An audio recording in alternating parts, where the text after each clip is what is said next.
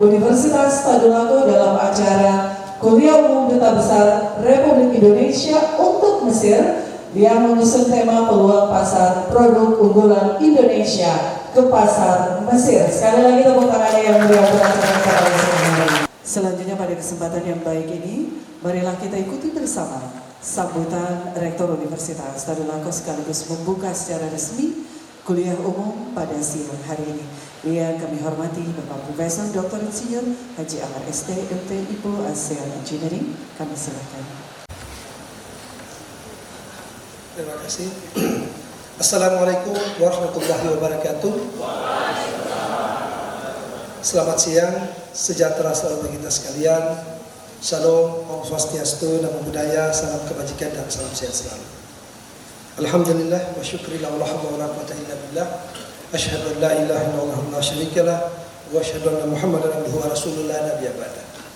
Puji dan syukur senantiasa kita panjatkan kehadirat Allah Subhanahu wa taala, Tuhan yang Maha Kuasa yang senantiasa menganugerahi kita kesehatan, kesempatan dan keafiatan sehingga di hari yang berbahagia ini kita dapat bertemu bersilaturahim dalam rangkaian kegiatan kuliah umum yang akan disampaikan oleh Bapak Dr. Lutfi Rauf MA selaku Duta Besar untuk Mesir dari Indonesia.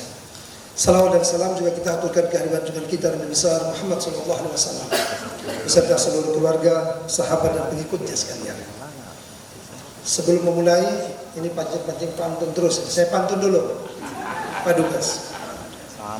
Burung kedasi terbang di halaman, bunga sakura mekar di musim salju. Selamat datang Dubes Mesir yang semakin keren. Transformasi UNTAD unggul untuk Indonesia maju. Yang kami hormati dan banggakan, ini kakanda kami, sealumni jupanya dari Universitas Hasanuddin, dan luar biasa prestasi beliau yang sekarang sudah menjabat sebagai Duta Besar untuk RI untuk Mesir, Bapak Dr. Lutfi Rauf MA. Selamat datang Pak di Universitas Tadulako. Terima kasih sekali kami dari seluruh Sivitas menyapa dengan sambutan hangat atas kesempatan yang datang untuk bersama-sama bisa bertukar pikiran pada hari ini. Yang kami hormati Rifki Rustam Arsad, ini alumni kita. Terima kasih, selamat datang kembali ke rumah besar Universitas Tadulako selaku sekretaris kedua dari PF Ekonomi. Kemudian juga bersama rombongan ada M. Syahran Bakti, atasnya perdagangan. Terima kasih, selamat datang Pak. Juga ada Pak Samsu Alam Darwis selaku staf atas perdagangan. Selamat datang. Dan juga Hasbianullah Auli dari staf ekonomi yang juga datang pada kesempatan ini. Terima kasih, selamat datang. Kepada Bapak-Bapak unsur pimpinan dari Universitas Tadulako, baik dari unsur Ketua Senat maupun yang mewakili Sekretaris Senat, Ketua Dewan Pertimbangan, dari SPI, kemudian para wakil rektor, para dekan, wakil-wakil dekan, para direktur, ketua-ketua lembaga, kemudian juga ketua jurusan, ketua prodi di lingkungan Fakultas Ekonomi juga banyak sekali saya lihat sebagai tuan rumah home base pelaksana kegiatan ini. Dan tentunya kepada anak-anakku tercinta, mahasiswa yang hadir pada kesempatan ini merupakan sebuah kesempatan yang sangat baik sekali bisa mendapatkan pencerahan nantinya atau pengayaan atau enrichment dari Duta Besar kita. Dan materinya ini saya kira sangat menarik ini. Temanya juga yang keekonomiannya, tapi tentunya akan sangat terlink atau terkait dengan berbagai hal, yaitu tentang peluang pasar produk unggulan Indonesia ke pasar Mesir. Tadi lama sekali berdiskusi, berbicara dengan Pak Duta Besar di sela-sela makan siang bersama, dan ini begitu banyak pengalaman-pengalaman yang tertoreh. Dan beliau ini sebelum jadi Duta Besar di Mesir juga di beberapa tempat termasuk di Thailand. Akan tadi saya katakan saya baru pulang dari Thailand, Pak. Ternyata beliau juga dulu pernah mengurus Kreisyu bersama-sama Indonesia, sangat luar biasa. Pada kesempatan ini tentunya akan berbagi pengetahuan kepada kita sekalian, khususnya Universitas Tadulako. Sempat beliau tadi dibawa oleh saudara Rifki untuk berkeliling ke institusi kita dan dilihat sangat luar biasa besarnya. Bahkan tadi sementara jalan di sini bersama beliau saya katakan kita punya peluang-peluang yang cukup besar. Cuma kita belum kelola secara terstruktur, secara mekanisasi, ya perlu sentuhan-sentuhan industri yang lebih matang. Bukan cuma hanya institusi Tadulako sebagai penggerak utama, tetapi tentunya bersama dengan pemerintah daerah kita dalam mensukseskan produk-produk atau kita punya raw material yang ada di Sulawesi Tengah khususnya, yang mungkin punya peluang untuk masuk ke pasar Asia. Selain dari itu juga saya berbincang tentang kesempatan dan peluang. Dulu kita pernah terima mahasiswa dari Mesir 2 atau 3 orang ya, dari pasca sarjana. Bahkan beliau menjadi warga Indonesia sekarang, sudah kawin dengan orang Indonesia. Jadi dia sekolah di sini dapat jodoh di sini. Selain dari itu kita juga perlu tentunya pada kesempatan ini Pak Dubes untuk membuka kembali kerjasama kita dengan Mesir ini. Kelihatannya kita punya banyak alumni, termasuk juga ada yang dari Madinah ya.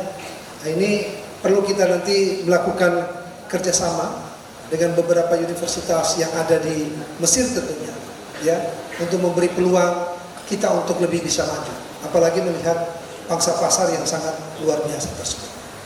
Pendekatan-pendekatan mekanisasi inilah yang perlu nanti tentu kita akan dengar dari Pak Dubes kita, bagaimana kiat-kiat yang bisa dibutuhkan, termasuk tentunya Universitas Tadulako selaku lembaga pendidikan yang mungkin saja dari teman-teman ekonomi, pertanian dan lain sebagainya yang punya penelitian-penelitian yang terkait dalam pengembangan-pengembangan produk-produk unggulan kita.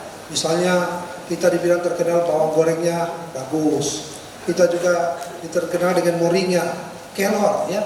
Itu kelor itu menjadi daun ajaib dunia, ya kan? Tadi cerita Rifki di Mesir itu orang jual teh dari kelor ya. Di Kuwait ya, teh kelor itu cuma 1 saset begini, isinya kurang lebih 10 barangkali ya. Itu harganya 800.000. Bisa bayangkan, kini kelor kita cuma buang-buang di sini kan, tidak tahu dibikin apa. Bahkan saya pernah di beberapa universitas bisa menjadi pengganti pembuatan kopi, iya kan? Jadi ada kopi yang dari kelor dan lain sebagainya, itu ternyata sangat luar biasa. Di beberapa universitas sudah dikembangkan. Nah tentunya pendekatan-pendekatan hasil penelitian yang mungkin kita harus mekanisasi. Tadi produk-produk untuk durian kah, kita punya anggur di sini bagus. Pak Menteri Pertanian juga sudah pernah datang, lihat ya, mangga, nangka yang khas-khas. Nah ini perlu sentuhan-sentuhan dan tentu pengalaman-pengalaman yang akan diberikan oleh Pak Dubes nantinya. Ini membuka peluang kepada kita. Apalagi sebelumnya rombongan Dubes dengan rombongan sudah ketemu dengan Pemda, sudah ikut kemarin semacam pameran ya untuk penjualan, itu ternyata sampai dapat $600 juta hasilnya. Itu sangat luar biasa, kita berikan apresiasi luar biasa. Nah kedatangan kita ini tentunya bisa memberikan satu pencerahan baru bagi kita, dan ini kesempatan yang bagus sekali untuk mendapatkan pengalaman tersebut, sehingga membuka peluang dari bagi Universitas Tadulako untuk bekerja sama baik dengan institusi yang ada di sana maupun apa peluang yang bisa kita lakukan untuk bisa menyahuti tentang bagaimana untuk produk unggulan untuk Indonesia untuk pasaran ke Mesir. Apalagi kita punya tagline kan hampir sama, unggulan, unggul, tangguh dan adaptif. Dan ini juga harus kita mampu mengimplementasikan khususnya dalam bidang-bidang perencanaan khususnya di bidang pertanian misalnya maupun dengan yang lain-lainnya. Hanya diperlukan memang keseriusan, iya kan? Tadi ada 3K yang kita perlu. Ada yang minta kopi kemarin menurut Pak Dubes, mintanya 5 kontainer. Sudah sampai tanda tangan kontrak, tidak muncul-muncul kopinya. Jadi 3 hal yang kadang-kadang kita, termasuk kita di sini. Dengan China kita kemarin oleh Warek kerjasama, pergi lihat dengan Pemda, mereka butuh 300 kontainer durian. Tahu nggak berapa yang bisa dibutuhkan, disiapkan? Cuma 28 kontainer. Ya. Itu mereka sudah membangun cold storage dan lain sebagainya. Jadi perlu memang keseriusan pembuatan tadi perkebunan-perkebunan. Jangankan luar negeri, IMIP saja masih kita belum bisa sahuti ya, seperti itu. Nah ini tentunya perlu sekali untuk kita dengarkan wejangan-wejangan tersebut yang 3K tadi. Bagaimana sebuah produk itu punya kuantitas yang memang cukup, kemudian kualitasnya bisa terukur, dan yang ketiga ini kontinuitas, bisa berlanjut ya. Kita punya bawang goreng di sini bagus sekali, diminta 2 ton tidak bisa. 2 ton satu kali saya diminta sudah tidak ada. Karena kenapa? Itu tadi kita tidak bisa menjaga kuantitasnya sendiri, apalagi kualitasnya, apalagi kontinuitasnya, bisa berlanjut atau tidak. Nah, sebuah produk-produk yang bagus itu yang paling selalu ditantang kepada kita adalah bagaimana produk itu bisa kontinuitas yang ada. Nah, salah satu permasalahan yang muncul adalah bagaimana produk kita itu kita tidak punya semacam tempat penyimpanan atau cold storage. Nah, saya kira inilah peluang-peluang yang nantinya bisa kita sharing bersama dengan Pak Duta Besar pada kesempatan ini. Sekali lagi kami ucapkan terima kasih Pak atas kedatangannya kepada kita, sehingga ini nanti betul-betul nantinya bisa memberikan pencerahan baru kita. Sekali lagi terima kasih dan selamat datang kepada semua tim. Semoga kuliah umum pada hari ini betul-betul bisa memberikan nilai tambah khususnya kepada Sivitas Akademi Universitas Tambang. Demikian yang bisa kami sampaikan dengan mengucapkan Bismillahirrahmanirrahim. Kegiatan kuliah umum oleh Duta Besar Republik Indonesia untuk Mesir, Bapak Dr. Lutfi Rauf MA, secara resmi kami nyatakan dibuka. Semoga pelaksanaan kuliah ini mendapatkan berkah dan rahmat dari Allah Subhanahu wa taala, dan juga kita mendengarnya bisa memberikan manfaat dan menambahkan ilmu pengetahuan bagi kita sekalian.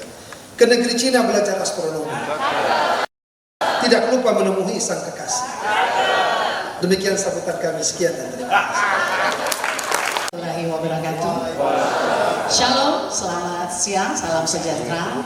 Semoga kita semuanya dalam keadaan sehat walafiat, dan tentu saja kita harapkan selalu berada dalam lindungan Allah Subhanahu wa taala. Amin. Pak Rektor, Bapak Warek, Pak Dekan, Bapak Wadek, dan mahasiswa terutama yang saya banggakan, kami banggakan, pada siang hari ini merupakan saat yang istimewa karena kita kedatangan seorang duta besar Indonesia untuk Mesir, dan beliau adalah merupakan seorang pemuda dari Pulau Sulawesi, tepatnya Sulawesi Selatan. Ya, jadi adik-adik harus bangga ya, karena sebagai orang Sulawesi ternyata kapasitasnya bukan kaleng-kaleng. Oke, terima kasih karena tadi Pak Rektor sudah berpantun, maka saya tidak akan berpantun sekarang, mungkin sebentar. Iya, jadi sangat berbahagia saya Harnida diberikan tugas amanah untuk menjadi moderator pada siang hari ini. Dan tanpa berpanjang lebar, mari kita berikan big applause for the Ambassador of Egypt from Indonesia, Dr. Lutfi Rauf.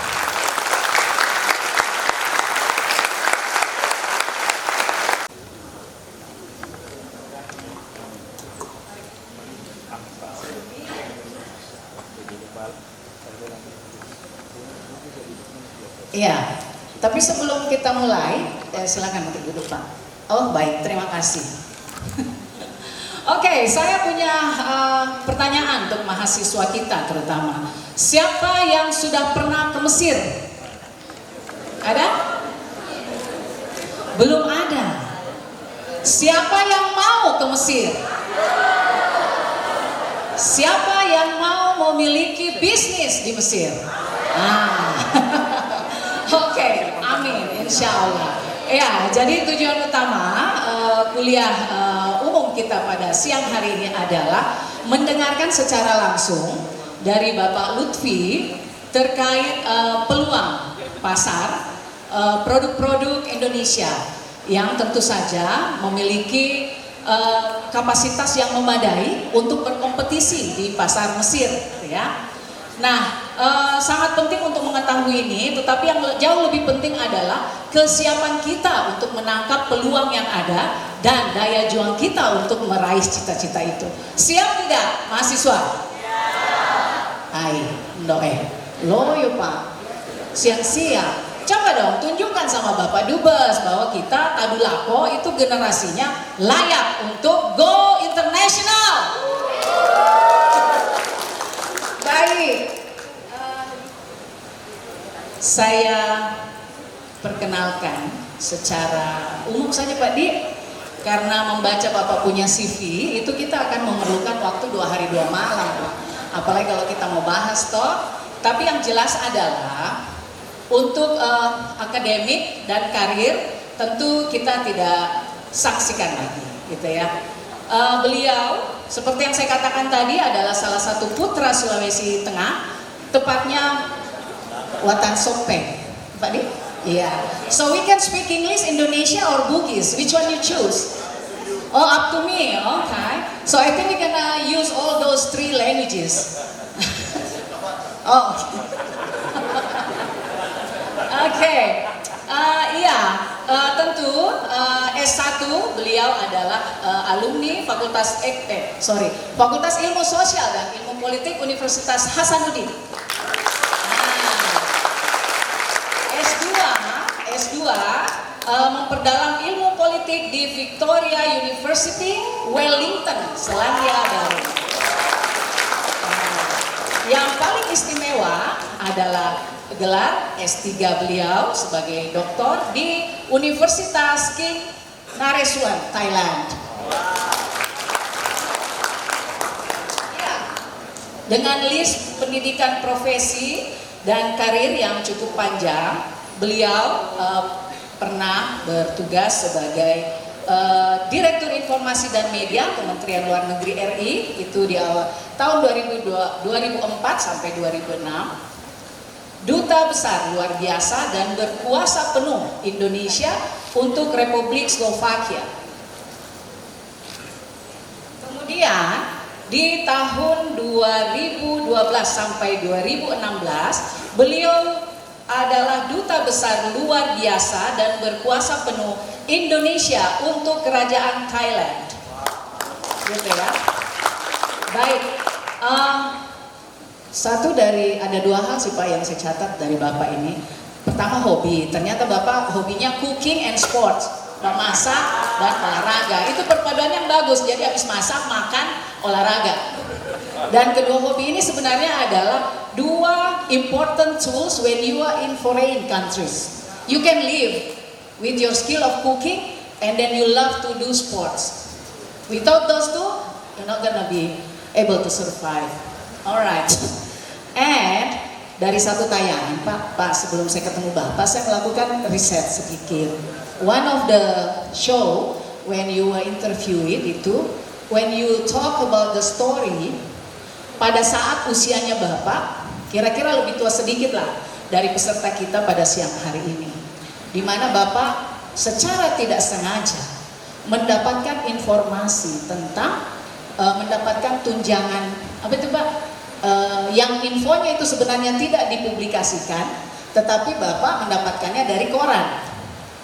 Dan Bapak berkeras bahwa kenapa ini tidak dipublikasikan, tetapi by the hand of God, somebody just said, okay, just go for the interview, and apparently you were selected.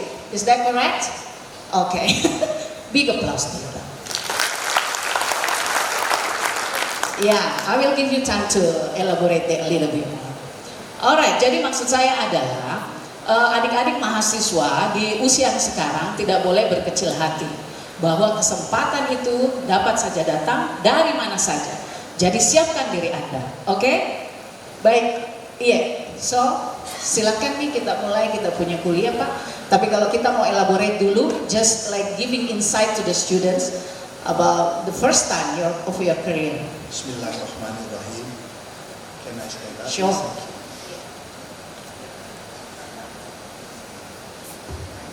Assalamualaikum warahmatullahi wabarakatuh. Assalamualaikum warahmatullahi wabarakatuh. Syukran ya Habib. Yang saya hormati Bapak Rektor, Profesor Rahmat, Wakil Rektor, Dekan, Wakil Dekan, seluruh jajaran Sivitas Akademika, keluarga besar Universitas Tadulako yang saya cintai dan banggakan, adik-adik, anak-anak mahasiswa yang hadir pada hari ini maupun yang mendengarkan kegiatan kita hari ini. Tentu tercurahkan tiada habis-habisnya kepada kita semua. Nikmat kesehatan, nikmat kekuatan, nikmat kesempatan, dan nikmat-nikmat lain sehingga kita bisa hadir tempat ini bertetap muka, bersilaturahim. Dan tentunya saya ingin menyampaikan, saya cenderung menggunakan kata bertukar pikiran atau berdiskusi daripada memberikan kuliah, karena saya profesi saya diplomat, bukan dosen. Tugas dosen yang memberikan kuliah. Sekali lagi Pak Rektor dan seluruh keluarga besar Universitas Tadulako, kehormatan bagi saya untuk hadir tempat ini, setidak-tidaknya untuk bersilaturahim, karena mungkin kita belum pernah ketemu. Oleh karena itu izinkan saya juga untuk menyampaikan pantun yang saya ambil dari Profesor Google. Bunga selasi di perempatan, mami kondangan berbaju rendah, selagi masih ada kesempatan, silaturahim jangan kita tunda. Seperti yang disampaikan oleh Ibu Moderator, untuk memperkenalkan background saya, terutama untuk anak-anak kita, saya pantas menyebut anak-anak mahasiswa, anak-anak saya, karena usia saya sudah menyamai usia Rasulullah, sudah 63 tahun. Dan karenanya tentunya saya ingin memberikan sedikit background saya. Saya terlahir dari keluarga yang tidak terlalu istilahnya biasa-biasa saja. Saya bersaudara 7 orang laki-laki semua. Bapak saya seorang guru SD, ibu saya ibu rumah tangga yang sederhana, tapi guru mengaji. Dan saya ditinggal pada usia 3 tahun. Jadi bapak saya yang merawat kami. Dan tentunya sebagai orang tua yang background guru, saya yakin juga sama dengan orang tua yang lain ingin melihat anak-anaknya memiliki pendidikan. Oleh karena itu pendidikan ini sangat penting, dan you are among the privilege. Anak-anak mahasiswa di sini adalah orang-orang yang mendapatkan kesempatan dan adalah manusia pilihan. Di antara ratusan juta saudara-saudaramu di luar sana yang mungkin tidak bisa mendapatkan kesempatan untuk duduk dan mengenyam pendidikan seperti di lembaga pendidikan Universitas Tadulako. Oleh karena itu, jangan sia-siakan kesempatan. Manfaatkan kesempatan sebanyak mungkin untuk menggali ilmu sebanyak mungkin, meningkatkan kapasitas, meningkatkan keterampilan dan kemampuan-kemampuan lain, karena kita hidup dan akan hidup dalam dunia yang terintegrasi dengan penuh tantangan, penuh dinamika, sekaligus penuh dengan peluang-peluang jika kita mempersiapkan diri untuk itu. Seperti yang disampaikan beliau, cita-cita saya di awal itu hanya jadi camat. Kami dari Sopeng tidak ada, hanya nonton TV itu tepi tetangga hitam putih. Jadi cita-cita kami di kampung itu cukup jadi camat. Makanya saya masuk sospol jurusan pemerintahan tadinya. Terus ada peluang saya pindah lagi politik. Setelah itu saya ada jurusan baru hubungan internasional, saya pindah lagi. Jadi the point is, kalau kesempatan belum datang, ciptakan kesempatan itu. That's what I did. Nah dengan demikian, seperti disampaikan tadi, waktu itu kenapa saya tiba-tiba dari camat jadi diplomat, itu by chance, by accident. Waktu itu saya puasa Senin Kamis waktu itu. Sekarang sudah hampir enggak. Waktu mahasiswa sering puasa Senin Kamis. Saya bangun sore, ke tetangga pinjam koran pedoman raga. Satu-satunya koran di Makassar waktu itu. Belum harian fajar, belum ada. Tapi koran itu koran pagi. Kalau saya ke tetangga pinjam korannya pagi, bisa saya dimarahin atau apa. Jadi saya pinjam koran sore sambil ngebuburin untuk buka puasa. Saya baca ada pengumuman di situ bahwa ada penerimaan diplomat oleh Kementerian Luar Negeri. Hari itu terakhir pendaftaran, Pak. Ini sudah sore, besok sudah tes. Jadi saya pagi-pagi, saya bilang nggak benar ini, kok ada informasi sembunyi-sembunyi. Saya lari ke kantor pusat di Baraya, Pak Rektor. Saya berdebat dengan panitia, kok ada begini, saya baru tahu, oh sudah lewat proses itu dari fakultas ke atas, itu 53 calon sudah lulus. Saya bilang, saya nggak tahu. Kalau sendiri saya bilang, tidak bisa begitu. Ada namanya Duta Besar Sulaiman Priyakan memuji, lihat saya berdebat, dia datang ada apa, saya bilang, yang mulia, ini saya baru tahu ada beginian. Saya datang, dia bilang begini aja, suruh ikut tes aja. Mengenai prosesnya nanti, katanya menyusul. Saya ikut tes Pak, alhamdulillah diizinkan, 53 itu. Ya, dengan tanpa persiapan, tapi ada juga hikmahnya tanpa persiapan, saya tidak gugup. I'm nothing to lose. Tidak ada. Jadi alhamdulillah Pak, pada saat 53 turun 32 atau tidak salah itu, turun 12 mau diambil 6, alhamdulillah lutfi rauf tercantum. Jadi artinya apa? Jangan menyerah dengan keadaan, karena kita memang dituntut untuk berikhtiar, dan setelah itu berdoa, bersabar dan bertawakal. Ini kira-kira itu yang saya alami dengan peristiwa koran. Bapak Ibu sekalian saya hormati, mohon maaf sekali lagi, saya akan bertukar pikiran mengenai topik yang kita bicarakan, tapi tentu kita bisa diskusi nanti mengenai hal-hal yang mungkin menarik untuk ditanyakan mengenai hubungan dengan Mesir, dengan Mesir.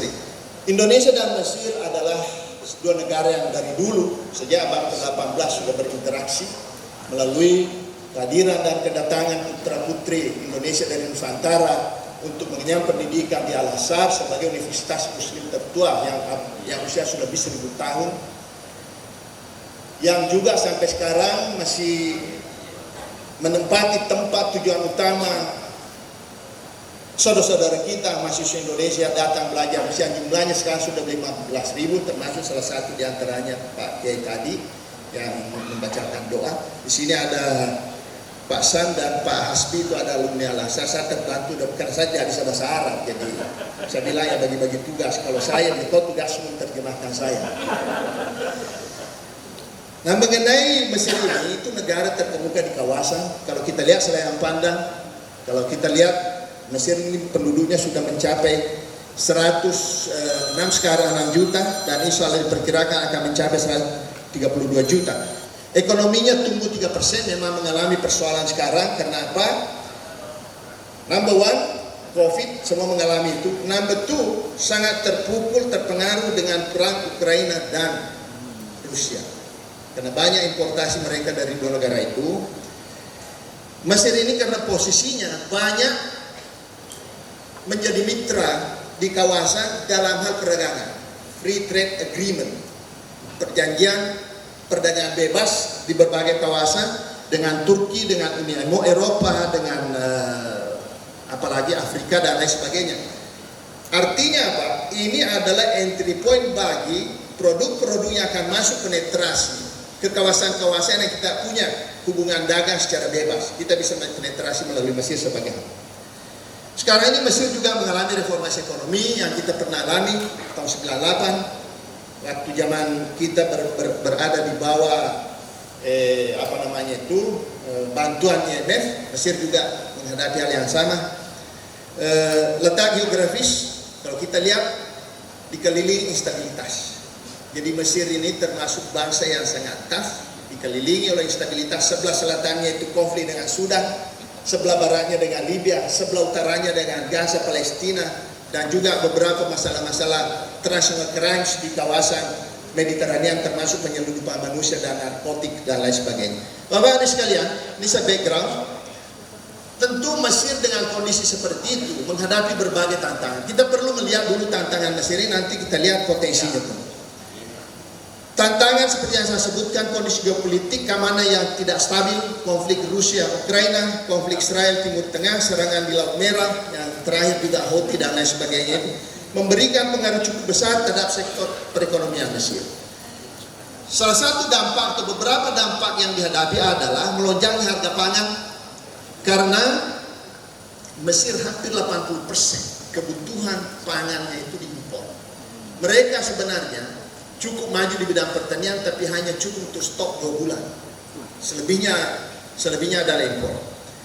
Kenaikan harga energi yang sangat tinggi ini juga mempengaruhi, sehingga biaya impor energi Mesir, subsidi energi pemerintah dan harga energi domestik cukup tinggi.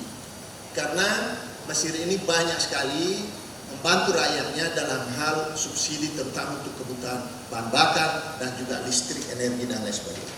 Bapak-bapak dan sekalian, dampak dari perang Gaza yang juga masih berlangsung sampai sekarang sudah setahun lebih, yaitu keamanan dan investasi. Artinya apa? Terjadi ketidakstabilan bagi pelaku ekonomi. Dan kalau kita ingat dulu zaman Pak Harto, di atas segala-galanya adalah stabilitas. Tanpa stabilitas, keamanan tentu sangat sulit untuk membangun. Tapi di sisi lain tentunya ada dampak akses dari masalah pendekatan. Dan tinggal bagaimana how to strike the balance between security and prosperity.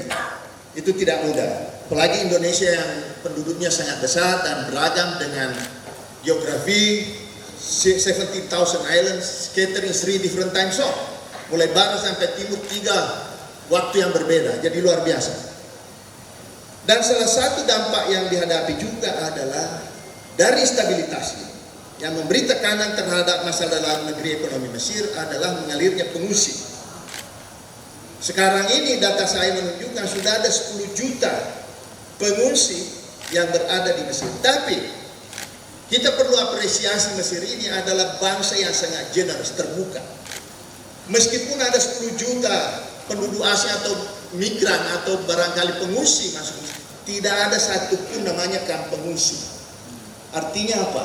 Rakyat Mesir dengan sangat terbuka, ahlan wa sahlan, you hidup di sini apa adanya, asalkan jangan bikin masalah.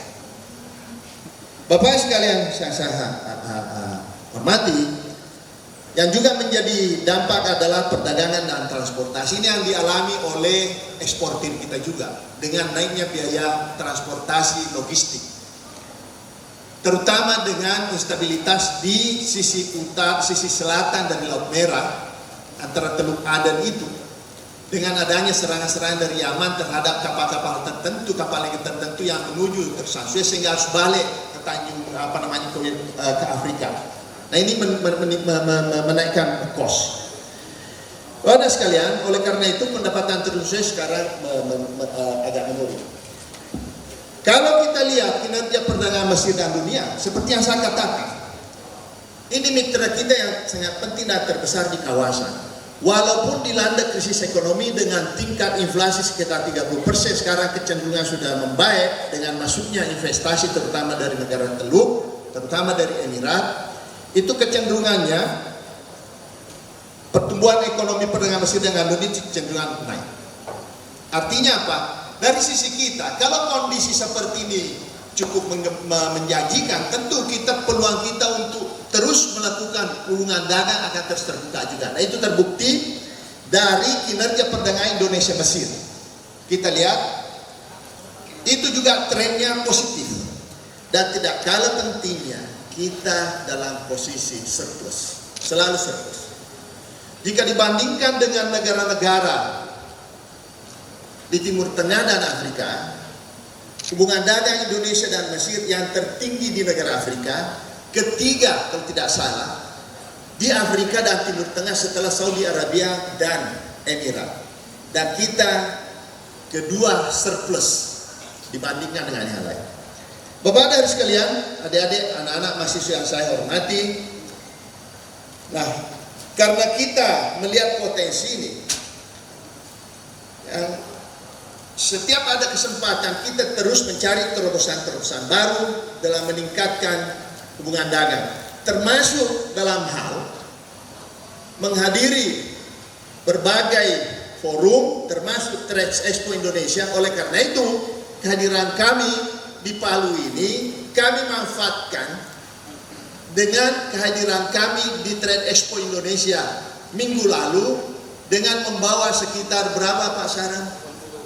Sekitar 50 buyer dari Mesir, dan alhamdulillah kemarin Mesir mencapai transaksi the best top 5. Demikian Pak Saran ya. Ini selalu kami dari Afrika Timur Tengah selalu yang tertinggi transaksinya itu. Nah kalau dilihat dari kinerja perdagangan Mesir seperti yang saya katakan tadi, itu kelihatan sekali. Next,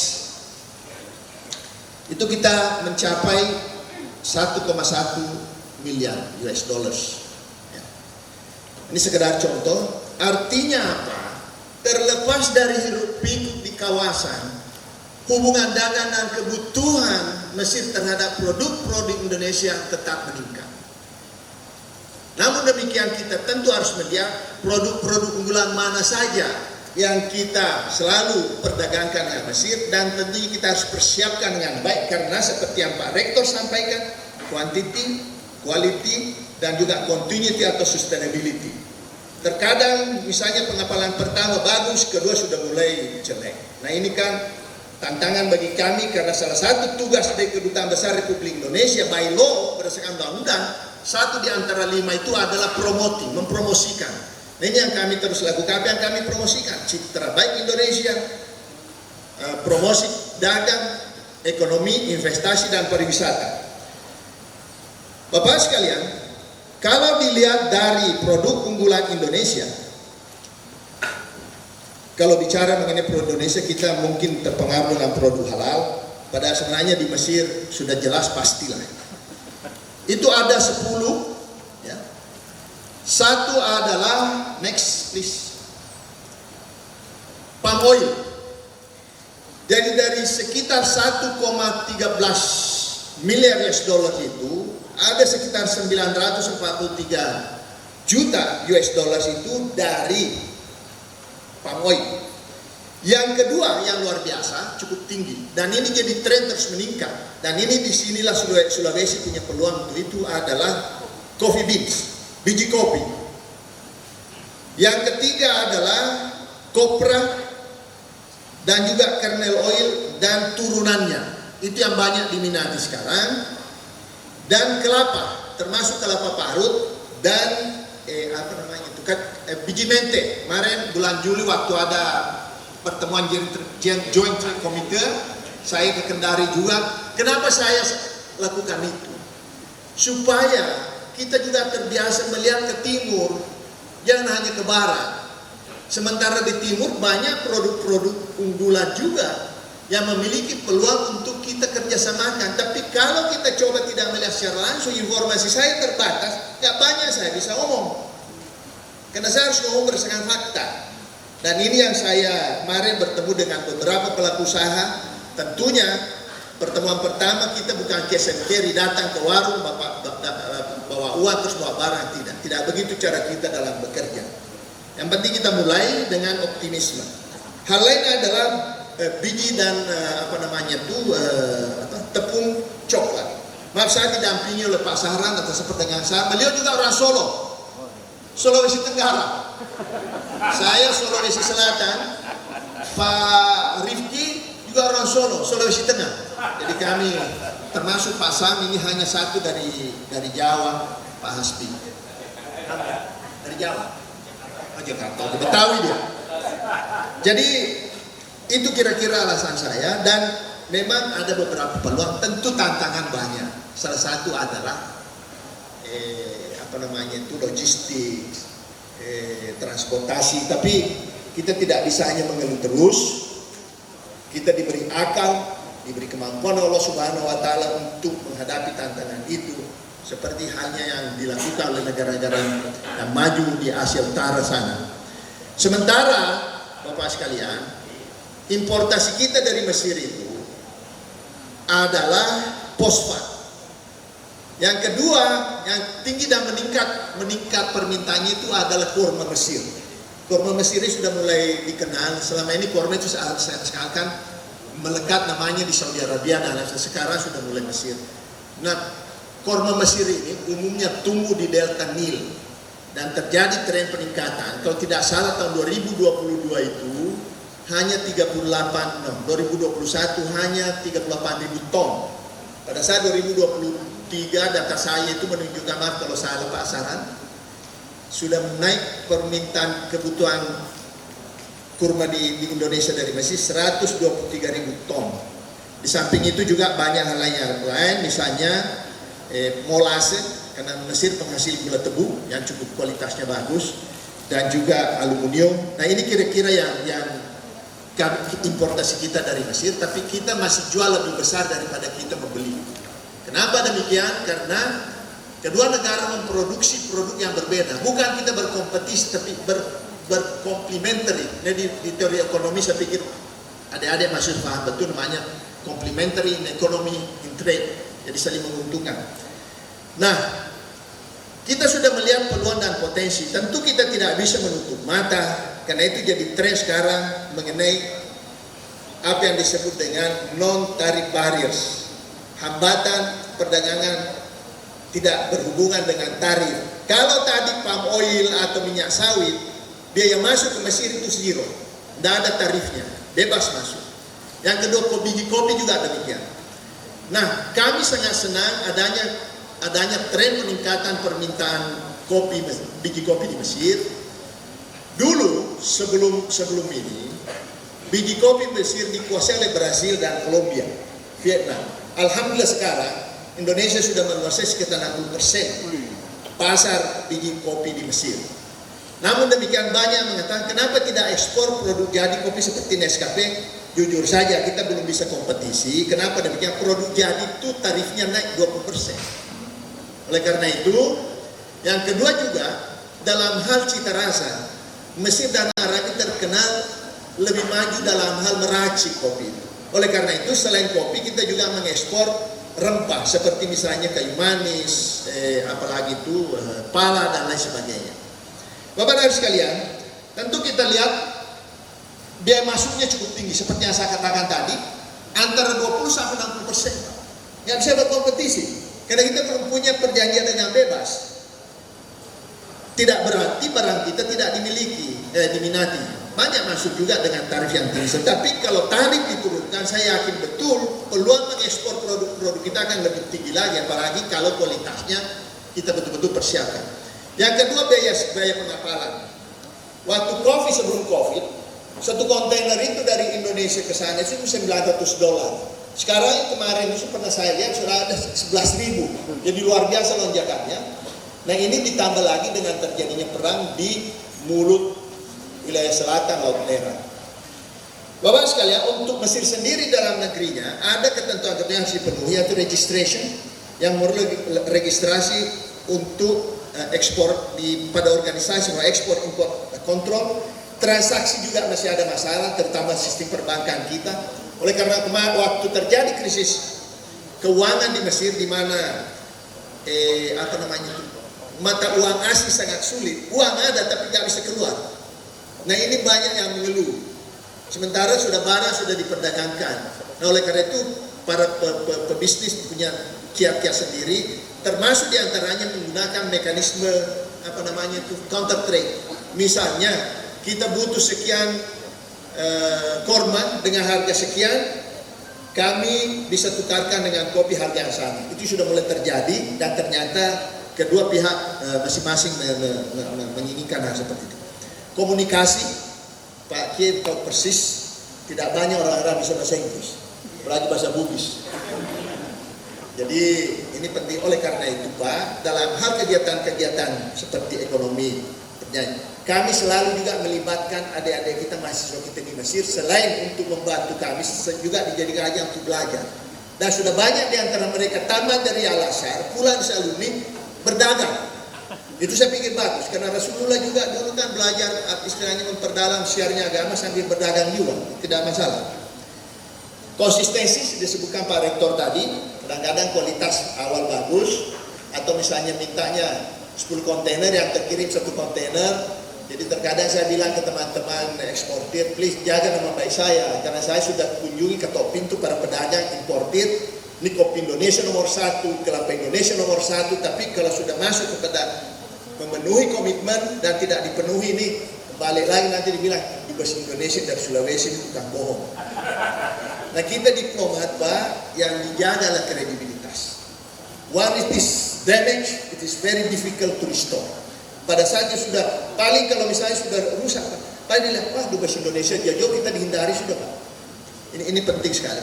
Oleh karena itu sekali lagi Pak, tentu kita tidak bisa berdiam dengan adanya masalah-masalah ini. Kami terus berusaha antara lain Alhamdulillah Pak, kami coba menciptakan platform yang selama ini belum ada. Jadi hanya bicara pedagang dengan pedagang, pemerintah dengan pemerintah di lain gelombang, kadang-kadang nggak klop. Kadin juga begitu. Oleh karena itu kami berusaha menciptakan plafon di mana semua pihak ikut di dalamnya nanti.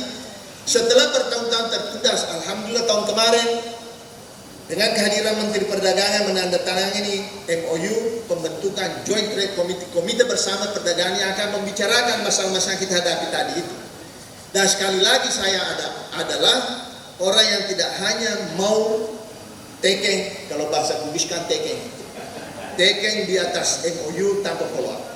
Jadi saya bilang, maaf Pak Sahran, kita sama-sama orang Sulawesi, sorry if I make you stressful. Jadi saya tekan terus beliau, saya tidak cukup hanya sampai tanda tangan, tapi what's the follow up?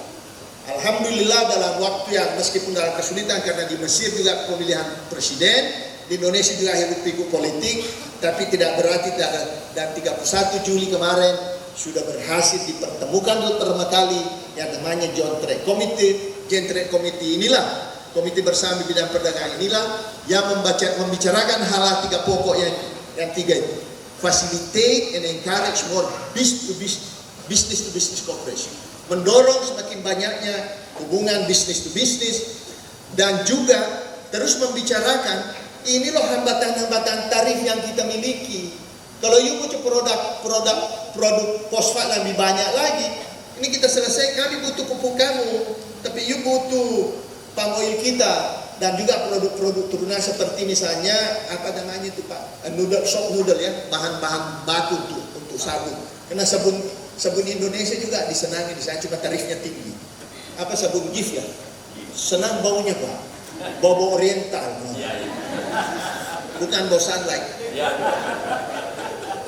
Nah ini yang salah satu penting yang kami dorong terus, bagaimana terbentuknya perjanjian bebas dagang.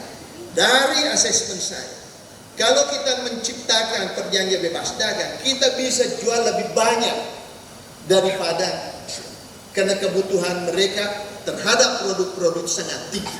Dan bukan hanya untuk produk domestik, tapi dia ekspor ke negara-negara yang tadi memiliki perjanjian bebas dagang dengan Mesir, termasuk Afrika. Contoh misalnya, saya ke importir minyak sawit dalam jumlah besar.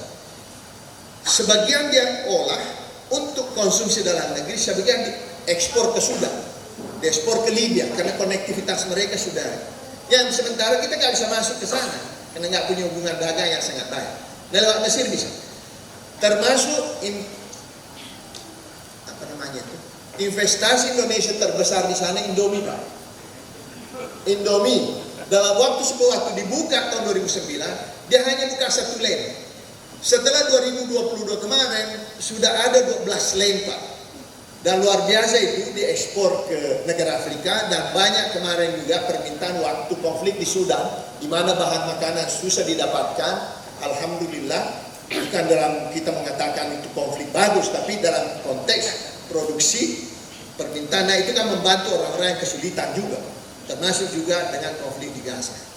Banyak sekali, cuma kita lihat ada video yang Indomie itu ditahan-tahan sambil dibuang-buang di jalan, yang memang yang biadab. Bapak-Ibu sekalian yang saya hormati, jadi ini juga maaf sebelumnya, ini juga counter trade itu.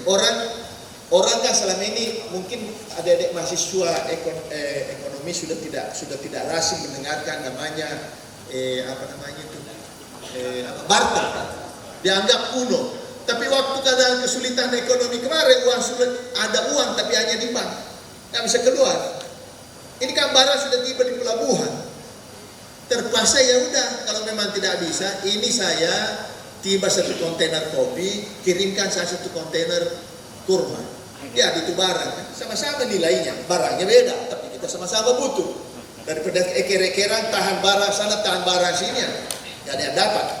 Itu kira-kira yang kita. Bapak sekalian, kalau produk kopi, next. Nah kira-kira ini yang tapi saya pikir sangat teknis. Nah tentu kalau kita mau maju, harus paham juga pesaing kita. Siapa pesaing kita? Brasil, Swiss, Kolombia, Jerman, Vietnam.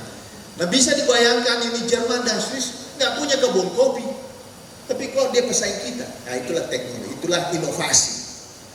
Nah, sementara alhamdulillah Brasil, karena juga ada masalah climate change, perubahan iklim, Jadi panennya itu terganggu, dan juga Vietnam banyak mengkonversi produknya. Tadi yang disampaikan oleh Pak Rektor, permintaan durian dari Cina sangat tinggi, sehingga banyak kebun kopi di Vietnam diganti dengan tanaman durian. Kenapa? Karena dia bertetangga dekat, hanya perbatasan, tinggal kirim lewat kereta api sudah selesai. Nah, dengan demikian yang suplai kopi dari Vietnam yang notabene juga terkenal itu, ya kita bisa isi cekukannya di situ. Oleh karena itu alhamdulillah sampai 67% sekarang biji kopi Indonesia sudah menguasai pasar Mesir. Bapak dan Ibu sekalian, saya pikir ini lebih teknis, peluang tantangan yang ini kenapa terjadi peningkatan permintaan kebutuhan kopi di Mesir, karena terjadi perubahan lifestyle. Sebelum Covid, orang Mesir suka minum teh. Setelah Covid dan sudah mulai outdoor activities, kafe-kafe berjamuran. Nah, inilah salah satu mungkin faktor perlu kita teliti lebih dalam lagi. Next, ini yang hanya saya sampaikan saja, very technical. Nanti adik-adik, anak-anak kita di Fakultas Ekonomi yang mau belajar dagang, silakan nanti. Siapa tahu, kita tidak tahu, we never know. Mungkin sekarang cita-citanya jadi pegawai negeri semua, ya silakan saja. Mau jadi diplomat silakan saja, itu bagus, tapi jangan juga menuntut menjadi pedagang. Nah, ini ada beberapa informasi atau contoh yang. Hadirin yang saya hormati, Bapak Rektor, seluruh jajaran dan sivitas akademika, mahasiswa. Terakhir, tidak perlu ini masalah angka-angka saja. Next please. Nah, ini yang kami lakukan terus-menerus di KBRI. Sampai di kedutaan saya bikin tempat khusus. Jadi prinsip saya adalah dalam ruangan itu atau kantor itu terbatas ruangan. Terkadang yang diutamakan adalah ruangan perkantoran, sementara ruang publik kita biasa tidak perhatikan. Bagi saya terbalik. Jadi saya bilang ke Pak Saran ruanganmu kau kasih kecil, kasih besar itu ruang display perdagangan. Jadi seluruh produk-produk yang ada, saya bikinkan tempat display sendiri di depan kamar beliau. Kalau toh ada tamu saya tidak undang lagi di kantor saya, kita ketemu di ruangan display perdagangan. Biar kau lihat juga produk Indonesia. Bukan hanya produk kopi, tapi saya pasang juga model-model industri strategis seperti tank, pesawat, dan lain sebagainya. Saya katakan Indonesia tidak hanya memproduksi patung, tidak hanya bikin anyaman, tidak hanya bikin jual kopi, tapi kami jual pesawat, jual kereta api, jual senjata. Silakan kalau tertarik. Hal-hal seperti itulah, terlepas dari ini namanya promosi bahwa Indonesia itu juga sudah menguasai teknologi tinggi.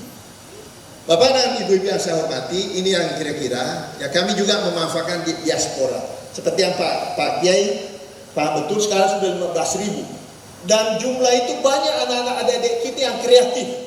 Kalau di Mesir itu, datang Bapak Mesir, tidak usah khawatir cari masakan Indonesia. Mulai Sabah sampai Merauke ada. Bahkan Kaledo pun ada. Ini yang masakin Kaledo tempo hari waktu lebaran ya. Dapat kita. Jadi mereka buka restoran-restoran kecil yang juga menarik orang-orang Malaysia, orang Singapura, orang Thailand, dan lain sebagainya. Demikian juga sebaliknya. Jadi ada juga diplomasi kuliner. Ada. Jadi semua makanan Aceh yang terkenal, ada mie Aceh tapi yang jual orang Padang. Bapak Ibu sekalian yang saya hormati, next. Nah, ini yang kami sampaikan di diaspora. Jadi kami sudah membuat wadah di sana, dan tidak sedikit di antara mereka adalah mahasiswa dan juga alumni-alumni. Dan mereka sudah punya network baik di Afrika. Oleh karena itu saya juga sampaikan ke mahasiswa, jangan hanya bergaul sesama dari Sulawesi, orang Sulawesi juga pulang-pulang nggak bisa berkajian bahasa Bugis pun tambah bagus, bahasa Arab enggak. Demikian juga saya katakan, coba expand your horizon, extend your context. Banyak teman-temanmu dari Turki, dari Tunisia, dari Maroko, itu adalah pemimpin-pemimpin masa depan negara masing-masing. Kalau you bina sampai sekarang, suatu saat nanti apakah kamu dagang, sudah ada connection. Karena itu membina hubungan silaturahim tidak ada pernah ruginya. Ini yang saya hormati. Ini kira-kira usaha-usaha yang mereka lakukan. Kira-kira ini gambaran saja biar Bapak bahwa dubes Bapak di sana mewakili Bapak insya Allah tidak mengecewakan. Karena saya dibayar oleh negara dari uang pajak, tentu saya tidak akan tenang kalau hanya hitung tanggal awal bulan tunggu gajian, tidak boleh, tidak bisa tidur kita. Tapi harus bekerja karena ini adalah amanah yang harus dipertanggungjawabkan kepada negara dan sang pencipta. Bahasa Bugisnya, Gusti Allah mboten sale. Allah tidak pernah tidur. Next, ini hal-hal yang kemarin yang saya sebutkan tadi, ruangan yang kita bikin ditandatangani oleh prasastinya, yang selama ini tidak banyak dimanfaatkan. Jadi selain ruang display, saya juga jadikan tempat untuk pertemuan. Tamu-tamu saya orang asing yang saya datang aja di situ, duduk di kursi rotan tidak apa-apa, nggak ada lagi kursi sofa di tempat saya. Itu barangkali next. Nah, mengenai kerjasama pendidikan Pak Rektor, itu sudah ada kerjasama, tapi saya tidak spesifik, tapi tentunya nanti kami ada informasi. Sekarang ini ada 7 universitas yang punya mitra kerja di Mesir dengan beberapa universitas di sini. Tentu harapan kami tentu dengan senang hati jika juga Universitas Tadulako seperti UNHAS kemarin Rektor saya datang menjajaki kerjasama khususnya dalam membuka studi pusat bahasa Arab. Nah, mungkin juga nanti ada pusat-pusat studi lain atau bidang-bidang lain Center of Excellence yang disampaikan akan dikerjasamakan oleh Pak Rektor, tentu dengan senang hati. Tugas saya Pak di sana. Otherwise, saya tidak ada gunanya kalau tidak dimanfaatkan saya. Nah, terakhir, seperti yang saya katakan, Mesir adalah sahabat baik dalam masa susah dan masa senang. Saya ingin share apa yang kami lakukan. Mungkin ada bapak-bapak, saudara-saudara sekalian yang menyalurkan bantuan ke saudara-saudara kita di Palestina lewat ke Gaza khususnya. Tidak ada pintu lain kecuali lewat Mesir. Dan disinilah Mesir menunjukkan sebagai sahabat sejati yang banyak menolong kita sampai bisa masuk bantuan kemanusiaan itu ke Gaza 1.100 ton melalui pesawat, 4 pesawat, 1 kapal laut, dan juga pada saat evakuasi warga kita keluar dari Gaza. Mohon izin kalau bisa diputar videonya mengenai bantuan kemanusiaan itu. Ini sekali lagi, jarak dari Kairo ke perbatasan itu ada sekitar 400 kilo dan masuk ke provinsi yang ini kira-kira saya tidak panjang lebar, ini sekedar untuk menyampaikan. Insya Allah ini sekedar menunjukkan bantuan Bapak, insya Allah melalui Basnas dan lain sebagainya. Kemudian akan diteruskan dan disalurkan ke Gaza. قبل موعد Indonesia Prabowo Subianto pada tahun. Bismillahirrahmanirrahim. Assalamualaikum warahmatullahi wabarakatuh. But the government of Indonesia and the people of Indonesia express once again the strongest support for an independent and sovereign Palestine. The humanitarian catastrophe unfolding before our eyes must be addressed immediately. We will significantly increase our contributions to UNRWA and other immediate humanitarian assistance. Jadi ini tidak mudah punya lapangan terbang seperti ini tegak guru itu militer punya, tidak ada bandara di kita. Nah, itu yang menjemputi orang Solo Pak. Gitu.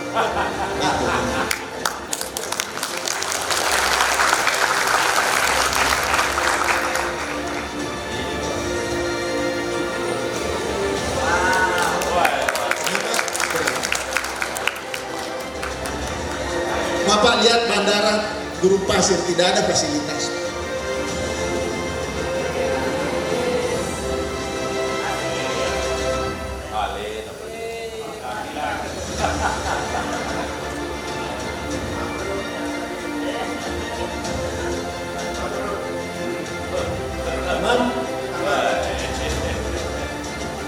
Ini saya fasilitasi kapalnya susah masuk.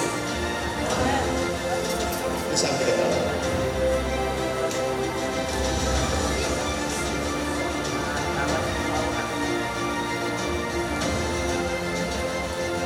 saya dibantu diplomat juga. saya sampaikan, dalam situasi seperti ini Anda harus belajar banyak, karena di sinilah tempat Anda digodok nanti. Saya pernah mengalami waktu penempatan kantor saya junior, waktu krisis Timur Timur di Australia. Ini lewat Mesir semua Bapak. Ini ada juga korban yang dari Gaza dibawa masuk ke Mesir untuk diobati, karena sekarang di sana perbatasan ditutup oleh Israel.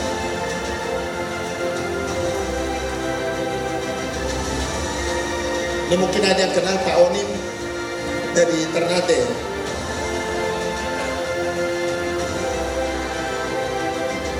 Ini disalurkan lewat Basnas dan juga organisasi kemanusiaan dari Indonesia seperti Pelang Merah Indonesia. Nah, so far dari sisi bantuan kemanusiaan kita sudah berikan yang total adalah sekitar 1.100 ton. Round pertama dikirim melalui pesawat itu ada sekitar 200 sekian ton. Dia melalui kapal itu jumlahnya ada sekitar 900-an. Jadi kalau in total itu ada 1.100 ton. Misalnya pintu Rafa Pak, izin saya hanya 15 menit, tapi saya ini waktu menjemput evakuasi dari sana. Demikian, mohon maaf jika kurang berkenan. Wabillahi wa taufiq wal hidayah. Wassalamualaikum warahmatullahi wabarakatuh. Waalaikumsalam. Sudah cukup saya pikir, nggak usah baca pantun.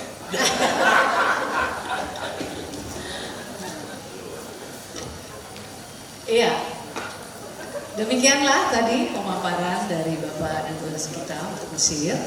Dan tentu saja banyak hal-hal yang dapat kita tanyakan untuk mendapatkan informasi lebih lanjut. Ya, peranan pemerintah Indonesia nggak penting, karena mereka lah yang membuat kebijakan. Termasuk dalam hal misalnya kebijakan yang proteksi. Apalagi ada kecenderungan sekarang semua negara ingin memperlakukan proteksionisme yang bertentangan dengan free trade. Bagi Indonesia, of course, oleh support, kita selalu mendukung free trade, tapi we need also to have fair trade, perdagangan yang adil. Contoh misalnya, jangan merasa produk minyak Anda, misalnya di Eropa yang diproduksi dari minyak canola, atau misalnya minyak matahari, karena kalau bersaing dengan minyak sawit kami, sehingga produk minyak sawit juga dibatasi masuk, bahkan dilarang.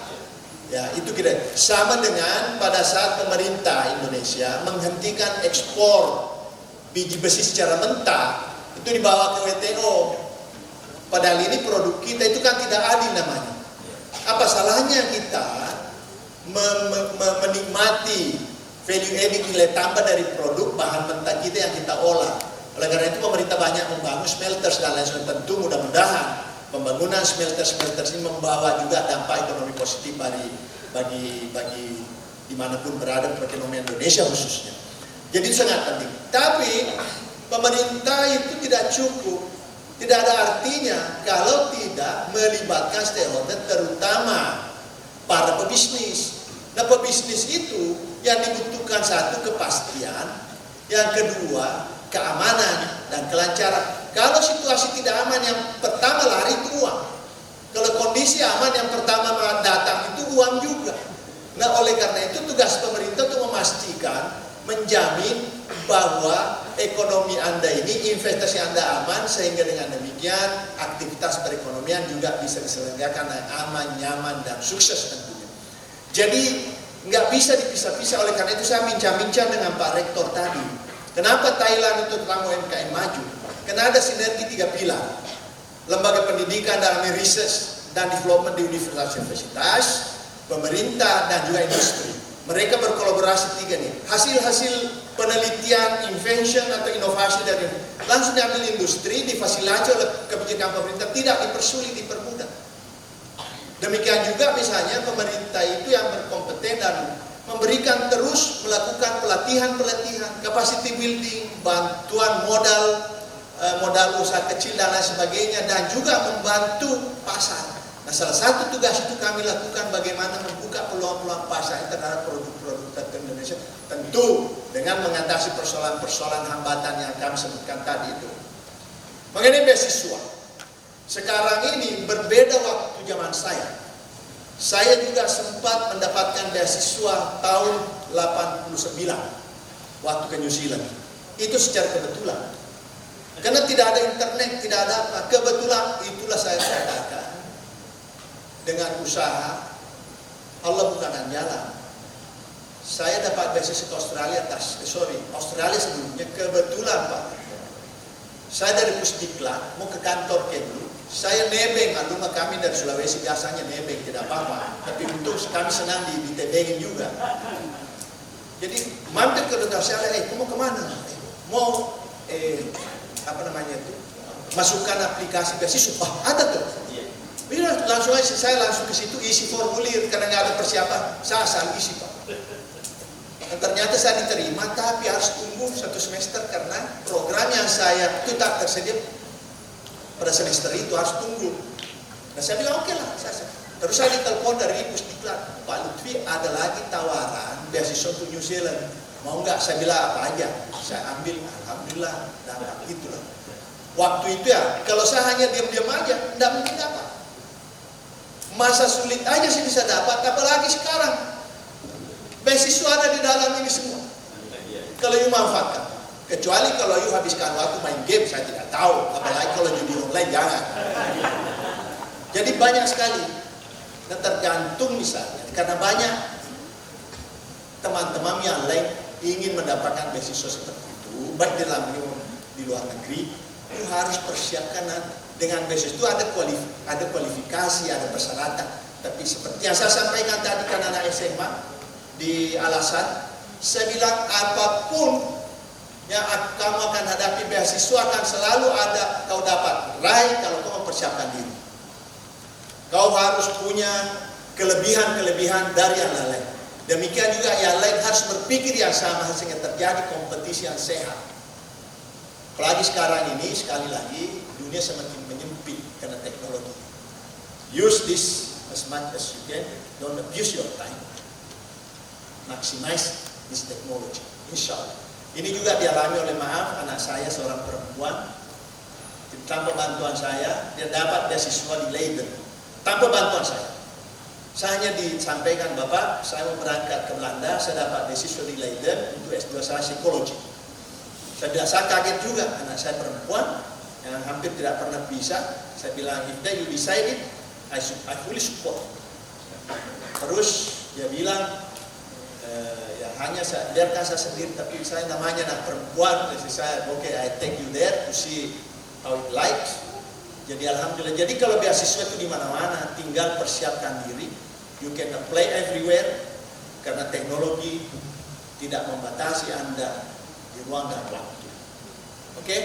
Get my point? It's good.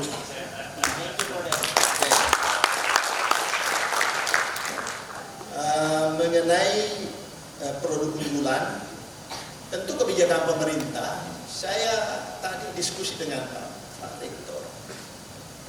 Ya, saya setuju dengan 3C, quality, quantity, continuity. Kenapa demikian? Karena kita bersaing dengan produk-produk lain yang masuk ke negara tersebut. Oleh karena itu, sekali lagi sangat penting kolaborasi itu antara business people, pemerintah, dan industri dan pusat-pusat pendidikan seperti universitas ini.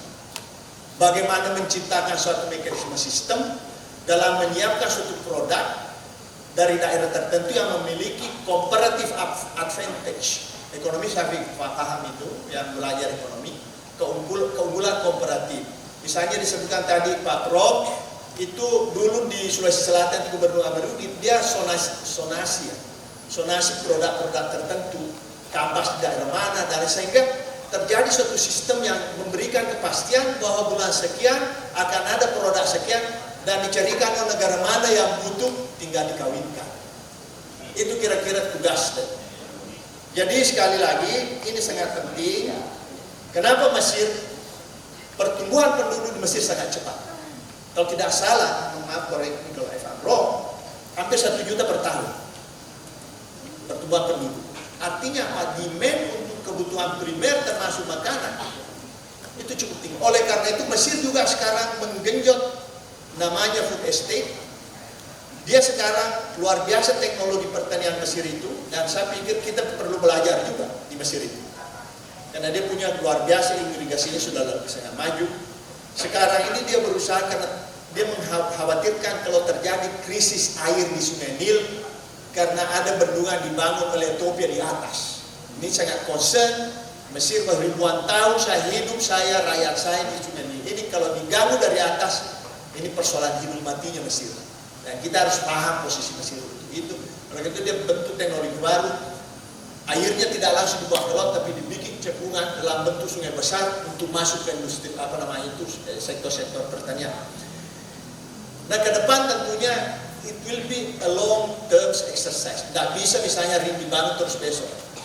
Tapi bagi kita adalah tren mengenai meningkatnya permintaan produk Indonesia di Mesir, kecenderungannya seperti yang saya sebutkan tadi. Oleh karena itu, we have to prepare ourselves. Tugas saya adalah mencarikan pasar, ketemu jodoh, silakan teken kontrak, saya butuh 10 kontainer misalnya, ya penuhi itu. Jangan saya disuruh saksikan, Pak Yunus nanti saksikan kita teken MOU, teken transaksi 10 kontainer, tapi 1 kontainer pun tidak kunjung-kunjung tiba. Jadi saya katakan, jangan cuma geluduknya besar, hujannya tidak turun-turun. Banyak begitu, ya mudah-mudahan di sini tidak. Nah itu yang penting kita, karena saya yakin betul ke depan ini di mana kan tinggi. Oleh karena itu yang kita siapkan adalah kualitas dari produksi, kuantitas dari produksi. Diminta 10 ton ya kasih 10 ton, diminta 10 kontainer kasih 10 kontainer. The problem is our capacity. Nah itu tantangan kita, bukan. Jadi ini harus kita pikirkan Indonesia incorporated. Ada yang mengurus hulunya, ada yang mengurus hilirnya. Nah ini that's we call Indonesia incorporated. Indonesia satu, tidak berpikir kotak dan sektoral. Itu barangkali last one. Sama saya pikir langkah apa yang dorong kayak ekspansi Mesir, ya perbaiki produk. Insya Allah pasar akan tersedia. Seperti yang saya katakan, kalau tidak terserap di Mesir, Mesir ekspor lagi. Contoh misalnya saya ketemu mendatangi sebuah pabrik kopi, pengolahan kopi kecil-kecil di lorong, Pak. Ambil kopi dari Indonesia, dia campur, dia olah, dia racik, dia ekspor ke Kanada. Jadi apa namanya? Yang UMK itu persiapkan. Nah inilah pentingnya juga peran pemerintah dalam hal ini. Saya pemerintah juga, jadi saya tidak apa-apa bicara sama pemerintah, saling mengingatkan. Apalagi saya berkarir sudah 40 tahun, jadi sudah paham juga mengenai usaha pemerintah ini. Oleh karena itu penting sekali pemerintah juga senantiasa terus-menerus melakukan pelatihan-pelatihan, apakah melalui pelatihan vocational atau kejuruan-kejuruan lain, karena saya yakin betul dengan demikian akan tercipta produk-produk yang berkualitas, dan insya Allah dengan kekayaan yang dimiliki dan ratusan ribuan barangkali hektar tanah available yang subur yang Allah berikan anugerah, insya Allah akan dikombinasikan antara sumber daya alam, sumber daya manusia, akan lahir sebuah produk-produk yang nilai kompetitifnya sangat tinggi dan insya Allah akan berjaya di pasar internasional. Mengenai konflik di Ukraina tentu berdampak karena ini banyak sekali terganggu, termasuk Mesir. Kemarin itu karena dikelilingi tidak banyak istilahnya modal yang keluar sehingga terjadi krisis finansial, dan sekarang sudah mulai kembali uang masuk sehingga dagang kita juga sudah mulai berjalan lagi. Tapi ada hal yang terpenting, apakah dengan adanya konflik ini dagang kita terganggu? Justru saya melihat ada anomali, Pak. Pada saat terjadi COVID, justru volume dagang kita itu naik 56%. Artinya orang tinggal di rumah tetap minum kopi. Orang tinggal di rumah, work from home atau apa namanya itu, isolasi dan lain sebagainya, ya tetap makan ikan goreng atau ayam goreng. Jadi saya ada tren seperti itu. Nah, tentu kalau KBRI, ya saya sudah sampaikan tadi, Desa Berjo, pekerjaan kami, karena kita kerjakan, itu saya pikir kita berdosa, at least secara profesi dan secara moral. Itu barangkali yang saya ingin sampaikan. Mohon maaf jika ada pertanyaan saya tidak bisa jawab. Sekali lagi saya tidak bermaksud berdiri untuk menggurui, karena saya dari pertanyaan saya juga belajar dari pertanyaan-pertanyaan muncul.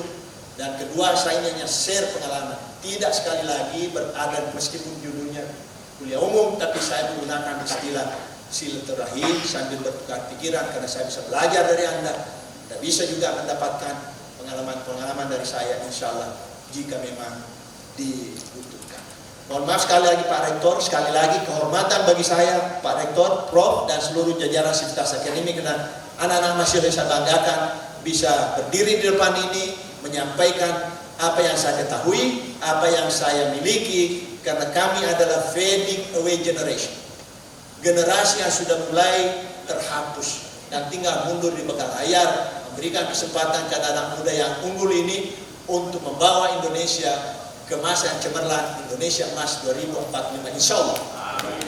Dan terakhir, seperti saya biasa lakukan, kita saling berdoa. Saya doakan agar kita semua, terutama anak-anak adik mahasiswa, agar Allah senantiasa berikan kesehatan. Allah senantiasa bukakan pikirannya untuk belajar sebanyak mungkin. Allah berikan kemudahan khususnya pada saat ujian dan mendapatkan nilai yang jayyid dan mumtaz, ya. Dan terakhir, semoga kita senantiasa dalam lindungan Allah Subhanahu wa taala. Amin ya rabbal alamin. Wabillahi taufiq wal hidayah. Wassalamualaikum warahmatullahi wabarakatuh. Waalaikumsalam.